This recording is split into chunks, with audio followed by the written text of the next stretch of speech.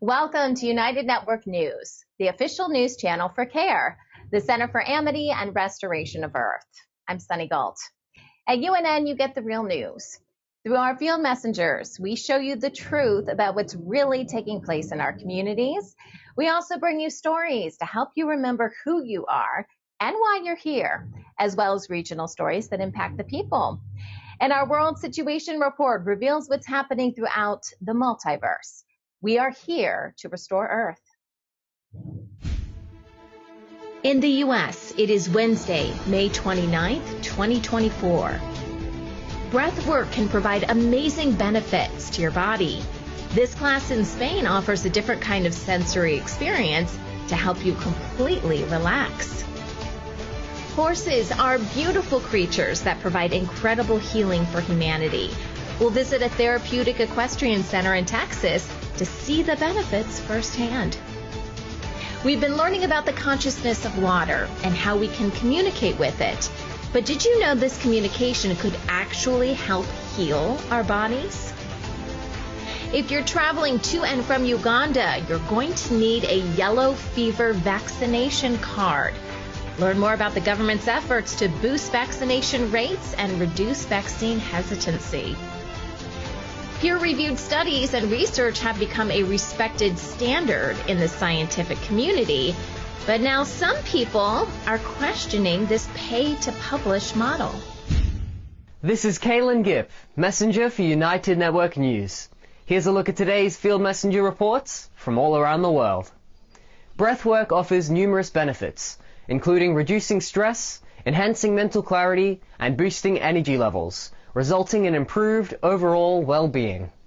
UNN Field Messenger Emma shares her experience of participating in a breathwork session.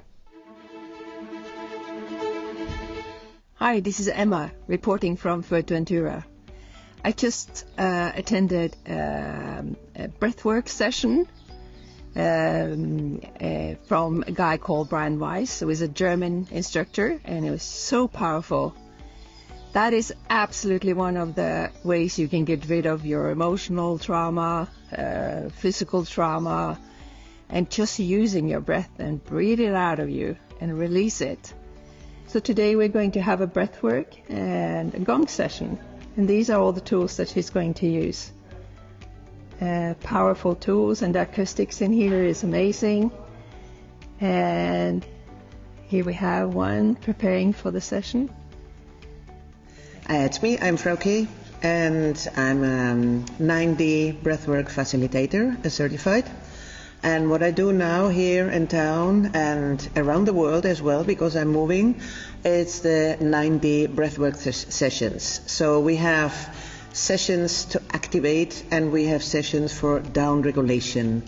What is the difference between the normal breathwork and the 9D breathwork? 9D breathwork is the absolute revolution of what happens right now, because it's all defined through different sounds and techniques to have an amazing result. What are we going to do in one session? So you have the headphones on, you have an eye mask on, so you're in your own world, and you are surrounded by the different sounds. Let's say we have binaural sounds for the brain, then we have solfeggio, then we have the 432, the heart frequencies, then we have subliminal messages, and we have different types of music to get to this state where we want to bring the people through the breathwork. What we're doing when we activate, when we do this activation breath, it is called as well somatic breath. So we breathe through our open mouth, and it's 1 second into the belly, 1 second into the chest, and then the exhale just falls away. Can I add something? When you have the headphones on and you have the mask, you don't see anything, you don't hear anything, you're in your own world, and then it's so much easier to release than when you're in the group and everybody can see you and hear you. Yes. Yeah. Thank you for watching. Hope you enjoyed the report. Wings of Hope is a therapeutic equestrian center providing healing for individuals facing physical, mental, or emotional challenges. UNN Field Messenger Kathy interviews the Executive Director of this amazing organization. Hi, I'm Kathy, Field Messenger for United Network News. I'm here at a wonderful healing place called Wings of Hope Equitherapy, and I'm with Allison Gross, the director, and she has a unique story, and this place has a unique story. It was started by two ladies who saw a need, and they just went about to fulfill it. So I want to tell you a little bit about Allison and share her story. So I'm here with Allison Gross. She is the director of Wings of Hope Equitherapy. She's been here since she was a teenager. She started out as a teenage volunteer, and she's worn many hats through the years. So horses are amazing creatures. God was very thoughtful and thorough when he created them. So at Wings of Hope here in Cleveland, Texas, we serve anybody with a physical, mental, or emotional challenge. And often we serve children who maybe are born with spina bifida or cerebral palsy. And so they may or not learn how to walk like you or I. So horses are just amazing creatures. They really respond off of the atmosphere and the energy that surrounds them. So if you have PTSD, you may look calm and cool on the outside, but on the inside it could be all butterflies and anxious nerves, or it could be anger. And so a horse will sense that. And a horse allows doors to be opened for things to be addressed in the moment, to be kind of a mirror image. That is so cool. Well, Allison, thank you so much for sharing. I hope our audience will get an idea of the amazing abilities that horses have. This is Kathy reporting for United Network News. Thanks for watching. We want you to become a UNN Field Messenger. These are everyday people just like you who want to make a difference in their community. You don't need any special training or equipment. Just use the camera on your mobile phone and show us what's happening in your area. You send us your videos and our production team will create the report for you. Our new website is now up and running at unitednetwork.earth. You can submit your Field Messenger reports directly through the Field Messenger tab at the top of the page. You can also email your reports to our new email address at fieldmessenger@unitednetwork.earth. Hey, I'm Kirsten from Switzerland. This is Wayne from Tucson. Hi, my name is Desmond from Ghana. I am Claudia from Dawsonville, Georgia. I'm Marky from Pretoria, South Africa. Hi, I'm Steve McGrath, Fort McMurray, Alberta, Canada. People from all around the world are coming together. Happy day, beautiful world. We are here in a rather small urban garden, and this video is just to show you the joys that we've had in this garden with electric gardening. When news happens in their area, they show us what's really going on. We have people in the streets protesting for and against. At United Network News, our field messengers are changing the face of news. This is Field Messenger Helen reporting with nature, and I'm going to talk to you about the bees again. Take the next step in restoring our planet. Become a UNN Field Messenger today. Hi, I'm Stephanie from South Africa. If it's going to be, it's up to me. If it's going to be, it's up to me. It's up to me. It's up to me. It's up to me. It's up to me. It's up to all of us. We're UNN, and we're taking back the news.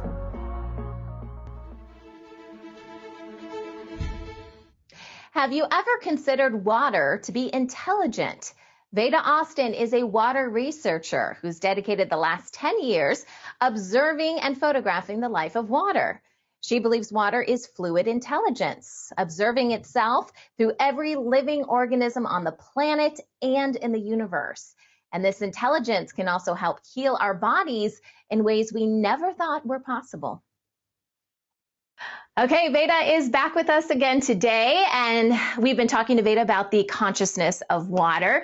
But today, Veda, I want to talk about something a little bit different because you experiment with water all of the time. And some of the things that you have experimented with is how the ice that forms in the water can be great for your health based on your own personal experience. So can you share with us a little bit about what you've discovered personally? Yeah, absolutely. Well, my children actually taught me something really interesting.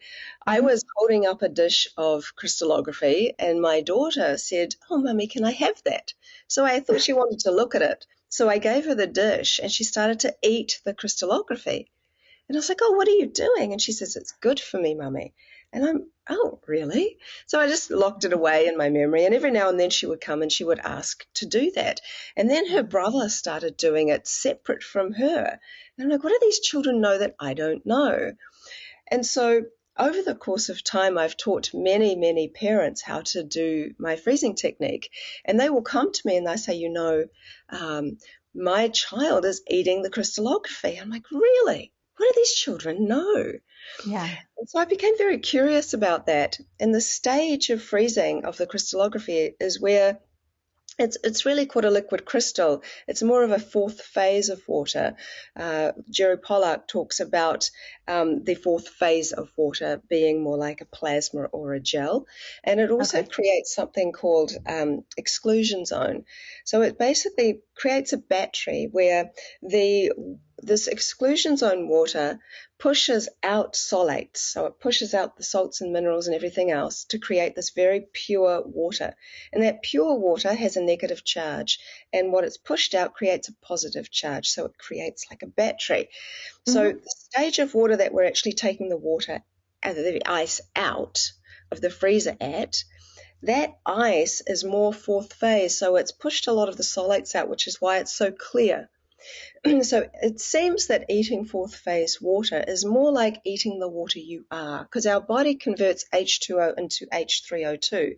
So fourth phase water also has an extra hydrogen and oxygen atom. So when we're looking at this, we're already eating a healthy water.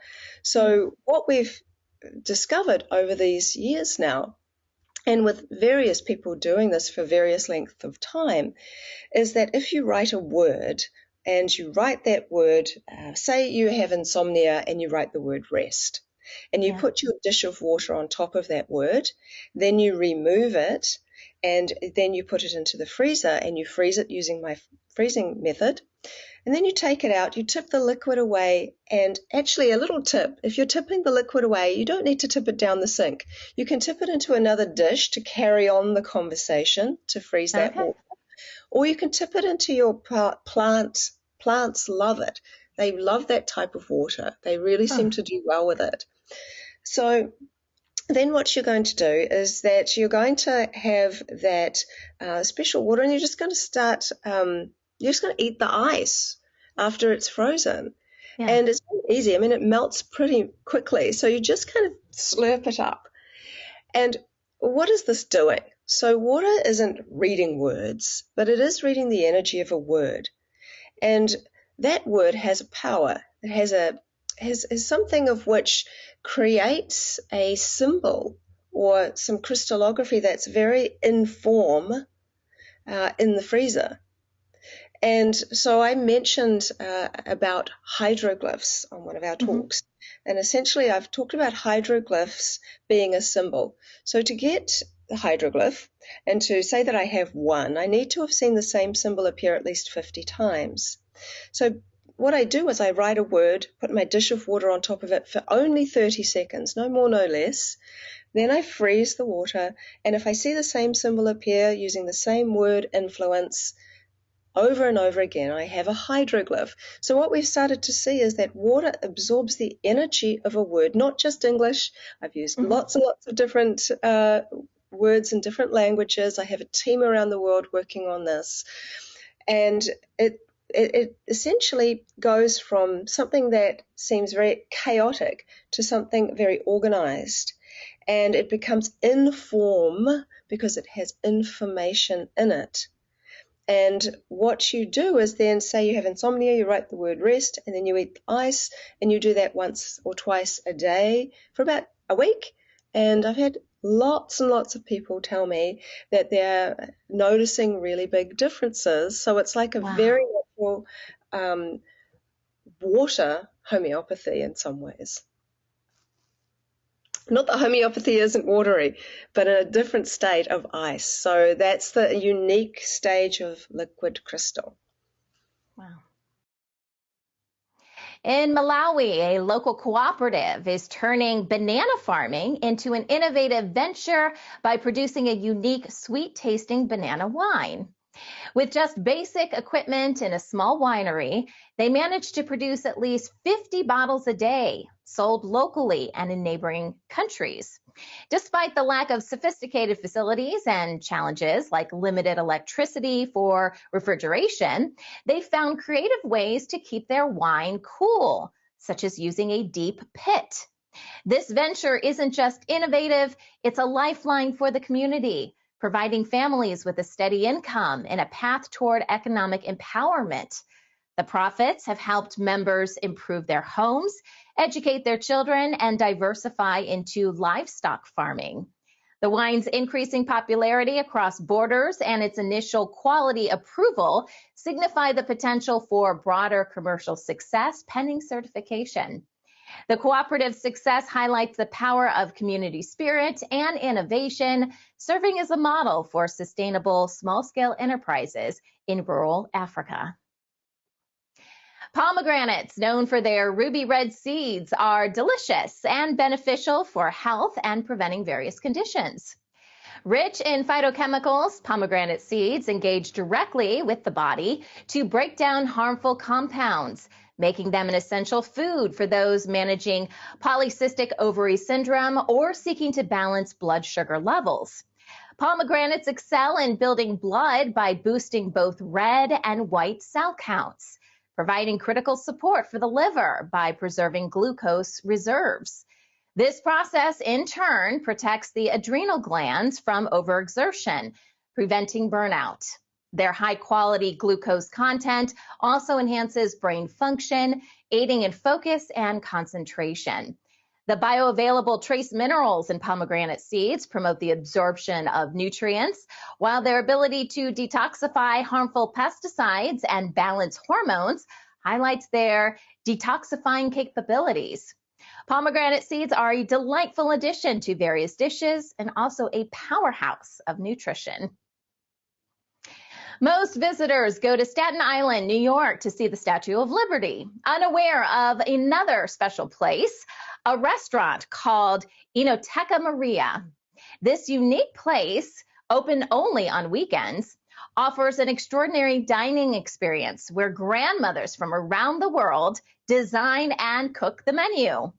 Known as Nanas of the World, the project has featured more than 100 grandmothers from countries like Syria, Italy, Peru, Japan, and more, each preparing dishes from their homeland. The restaurant is a living testament to diverse culinary traditions, serving as both a dining venue and cultural archive. The Nanas of the World project preserves the stories and recipes of its guest chefs, ensuring these traditions remain alive for future generations. We are United Network News. Every day, we release real stories from real people all over the world. Field Messenger reporting from Gold Coast, Australia, Denmark, Canada, Uganda, from Atlanta, in Southern California. In their own words, people like you share what's really happening in their area.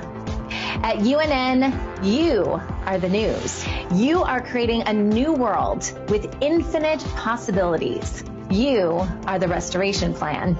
Come join us for the real news every Monday, Wednesday, and Friday, only on United Network. We're UNN, and we're taking back the news.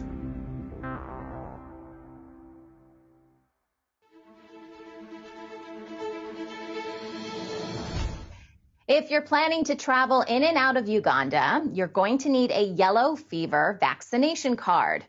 The country has launched a nationwide yellow fever vaccination campaign they claim protects citizens from the mosquito-borne disease. As of April, 12.2 million of the targeted 14 million people had been vaccinated.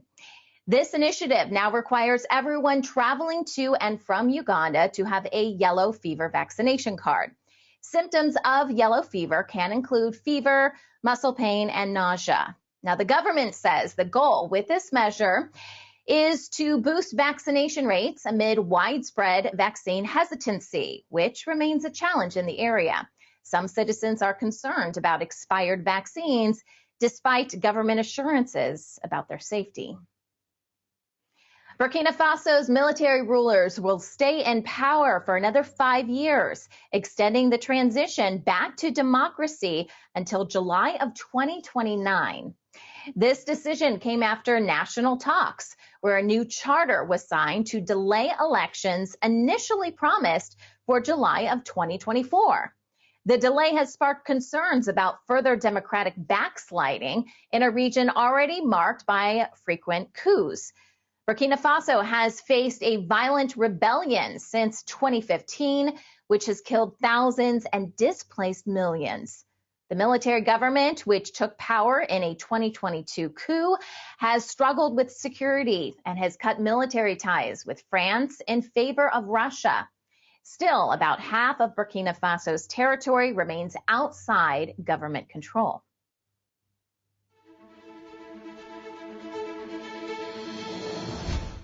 Government measures to destroy illegal roads in Colombia's Amazon are stalling, affecting the fight against deforestation.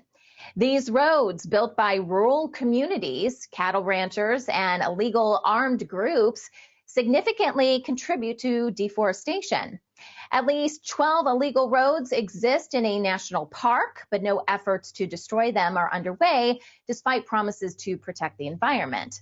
The delays are affecting local communities as illegal roads facilitate the spread of environmental destruction and increase access to previously unreachable forested areas.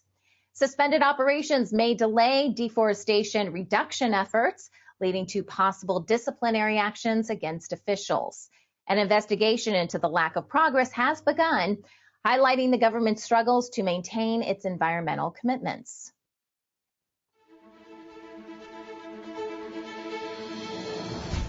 Eurostar travelers from London and the UK will face new border requirements starting October 6 as the European Union's entry-exit system is implemented. Passengers will need to upload fingerprints and scan their faces alongside traditional ticket and passport checks. Despite Eurostar's assurances the new system won't cause delays, concerns remain. The process, expected to take 60 to 90 minutes, may take up to 2 hours, according to some reports. Eurostar is installing 49 kiosks to expedite the procedure, with French police set to double their booths for faster processing. Airports and ports are also preparing, with significant investments to avoid delays.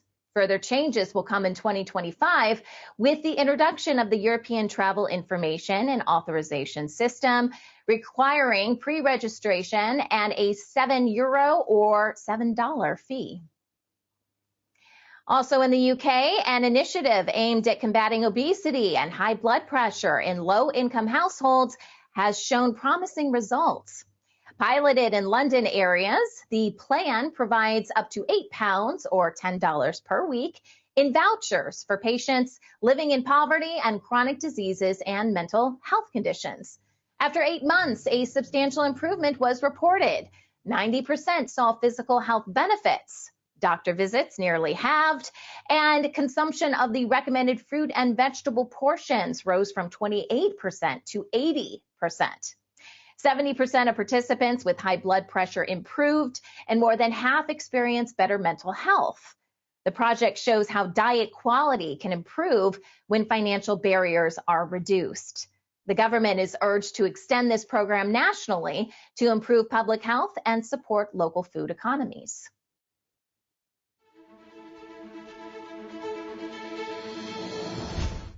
Indigenous activists from West Papua held traditional ceremonies outside Indonesia's Supreme Court, seeking protection for their land and forest from palm oil plantations. Representatives from indigenous communities performed dances and prayers as the court reviewed an appeal to revoke permits for 4 palm oil companies threatening their customary forests. These forests have been legally recognized since 2016. The communities intervened in appeals against permit cancellations that would save significant forest areas, equivalent to 6 times the size of Paris. Legal experts urged the court to consider environmental and climate justice impacts on the broader Indonesian population. Since 1950, more than 182 million acres of Indonesian rainforest have been lost to palm oil and other developments. Indonesia remains the world's leading palm oil producer. Sri Lanka's tea producers have criticized a government mandate to raise worker wages by 70%. They claim it will harm their global competitiveness and reduce essential foreign exchange earnings.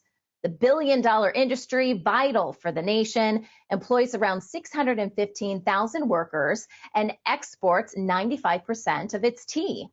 The substantial wage increase is expected to hike production costs by 45%, aggravating the financial crisis from the 2022 foreign exchange crisis that quadrupled costs for essentials like fertilizer and fuel. The Planters Association of Ceylon warns the new wage hike could lower tea quality and make Sri Lanka less competitive globally. The Labor Ministry has insisted on the immediate implementation of these new wages, threatening government takeovers of non-compliant companies. In India, allegations have surfaced linking political parties to the coal mafia. The ruling party has accused the opposition of engaging in illegal coal mining operations, while the opposition claims the ruling party supports these activities. Activists are calling for investment in education and job creation to reduce reliance on coal. Current political leadership faces criticism for not taking sufficient action to phase out coal, which continues to dominate energy production despite environmental concerns. Indigenous communities are resisting coal projects to protect their land. Their protests have delayed a major coal mine project, highlighting the conflict between development and indigenous rights. Protesters argue government coal projects displace people and cause environmental harm, urging for sustainable solutions that respect their land and culture. Taiwan is facing a housing affordability crisis, with many young people giving up on home ownership. The problem is worsened by a rental market where landlords avoid official registration to minimize taxes, blocking tenants from government subsidies. The Taiwan Tenants Alliance estimates 70 to 90% of rentals operate this way. Organizations are stepping in to match honest landlords with tenants seeking affordable, livable housing. These apartments offer cheap rent and communal spaces that encourage social and artistic collaboration amongst tenants. This has eased financial pressure and fostered a sense of community, often missing in typical Taiwanese share houses. However, the use of old apartments with outdated facilities remains common, highlighting ongoing challenges in finding livable and affordable housing in Taiwan.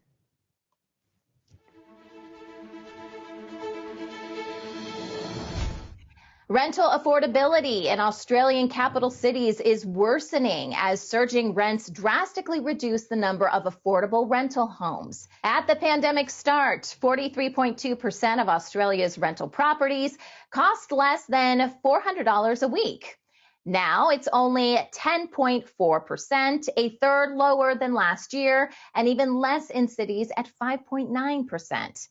Demand remains strong due to increased student arrivals and record overseas migration, but supply hasn't kept pace.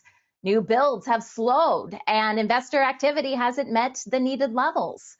Low-income households are struggling the most, finding virtually no affordable rentals. The pressure on rental prices has also led to more requests for homelessness services, many of which go unmet.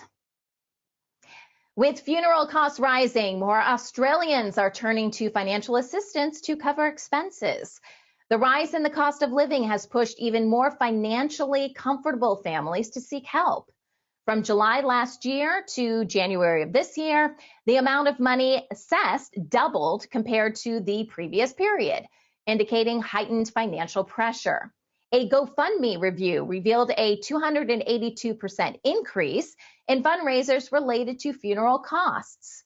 Some regions offer state financial assistance, such as Queensland, where a government fund covers basic funeral costs under specific conditions. Rising costs have led some to incur debt, with surveys showing about 33% of those older than 50 experiencing financial hardship due to funeral expenses. Some funeral companies now offer buy now, pay later options. Still, concerns exist about the affordability and financial impact of these plans on grieving families, sparking fears of increasing funeral debt.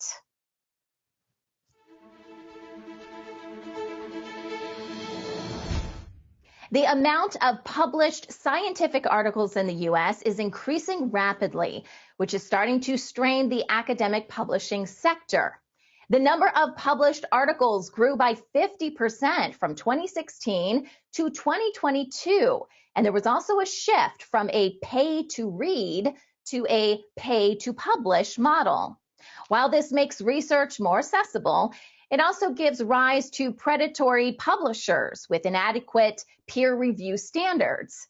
Many reputable journals face editors resigning due to high processing fees and commercial pressures. Publishers struggle to identify fake research, leading to the closure of compromised journals and significant financial losses. The high cost for making articles freely accessible, sometimes up to $12,000, pose challenges for the researchers.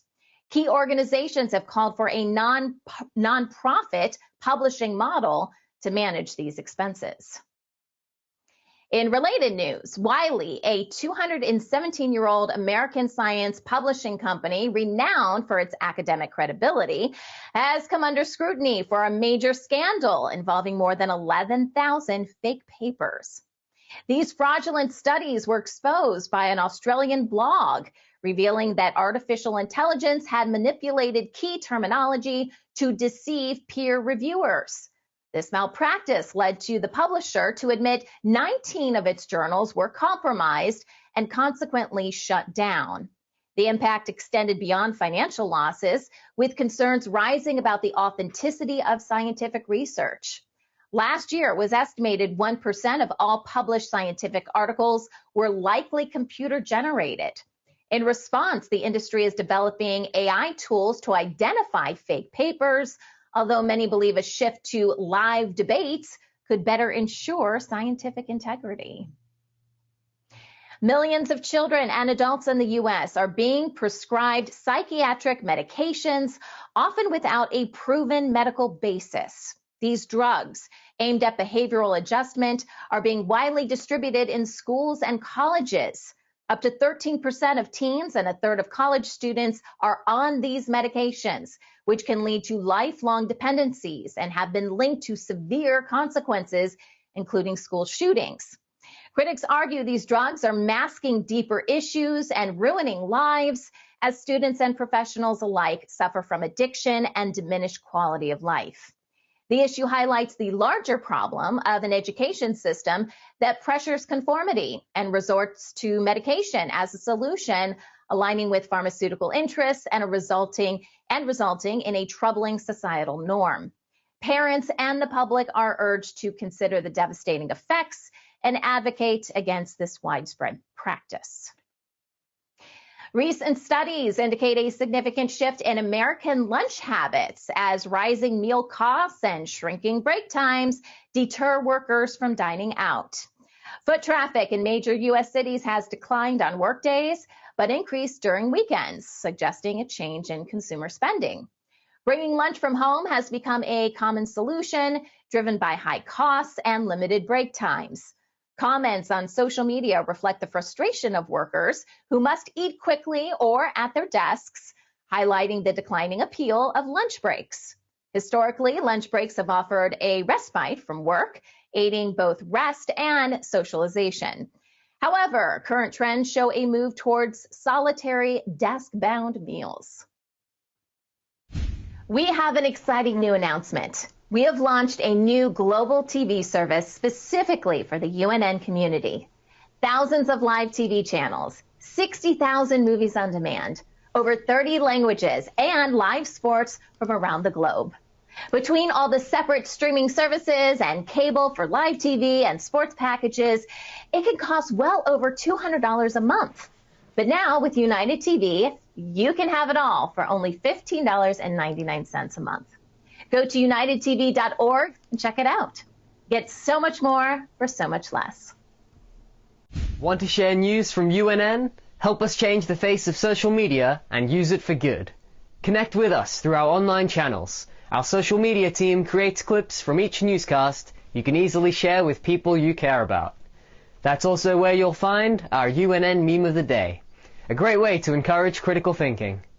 Links to all our social media sites are available at the bottom of our website at unitednetwork.earth. Let's change the face of news together. There is no world situation report for today, but I do have a quick update from Kimberly Gogan from the Office of the Guardian. Worldwide deep state meetings have been in progress, which began in the early morning U.S. time yesterday. The Global Headquarters Group is struggling to convince other members they have any control left. The group's leaders attempt to claim they run the new light system, AI. All that fell flat, as none of them could explain how it worked. Meetings continued today at noon Eastern Standard Time with no progress at the time of this recording. On Friday's news, we will be discussing more on the original 5 tribes of human celestials and their impact on our world today, as well as an update on the progress of our new light system. That wraps up today's news update. Please share UNN with your friends and family. We need everyone to come together and help restore our planet. When news happens in your area, record and share it with us so together we can share it with the world. Remember, if it's going to be, it's up to me. I'm Sunny Galt. Join us Monday, Wednesday, and Friday for The Real News.